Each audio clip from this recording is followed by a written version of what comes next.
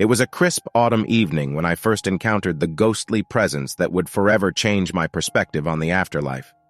The wind whispered through the trees, carrying the scent of fallen leaves and nostalgia.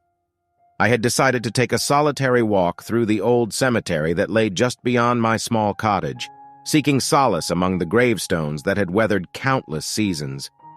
As I strolled along the winding paths, my footsteps the only sound in the quiet space, I felt an inexplicable chill. It was as if an unseen force had wrapped its icy fingers around my heart, filling me with a mixture of apprehension and curiosity. My eyes were drawn to a particular grave, weathered and worn, adorned with wilted flowers and faded tokens of remembrance.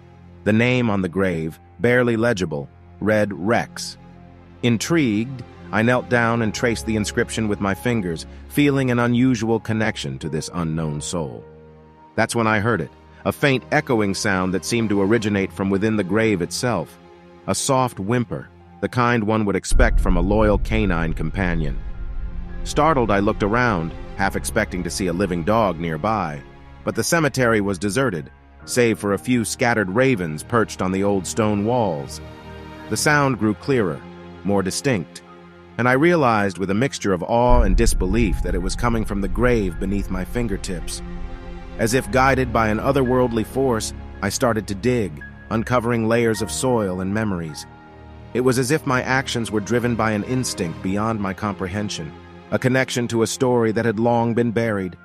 And then, just as the moon emerged from behind a cloud, I unearthed a collar, weathered yet strangely intact. As soon as the collar saw the light of day, the whimpering ceased, replaced by a deep, resonating howl that seemed to come from the very core of the earth.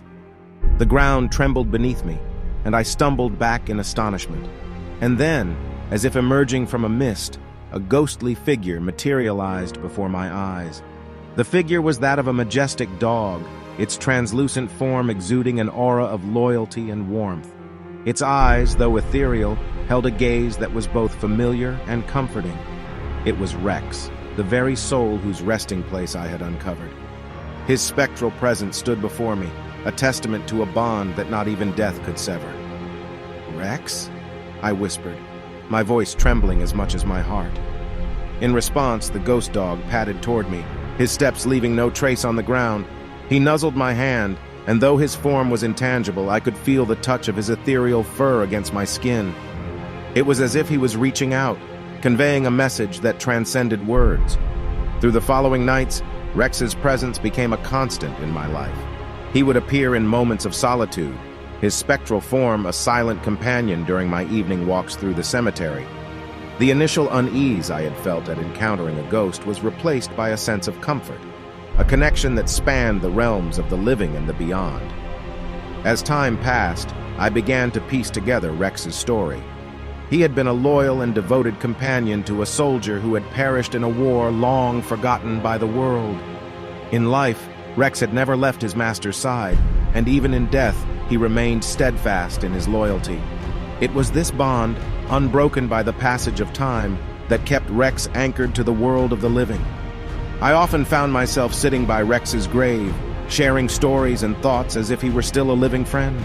And though he could not respond with words, his presence brought me a sense of solace that was both profound and inexplicable. It was as if he had become a bridge between two worlds, a reminder that even in death, love and loyalty could endure. One evening, as the moon shone bright and the stars glittered like promises in the sky, Rex's form began to shimmer.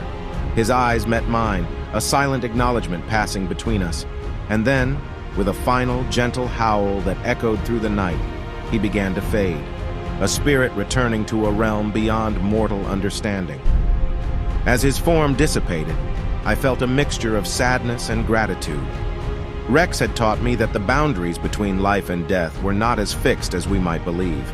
He had shown me the enduring power of loyalty, the way it could transcend time and the veil between worlds.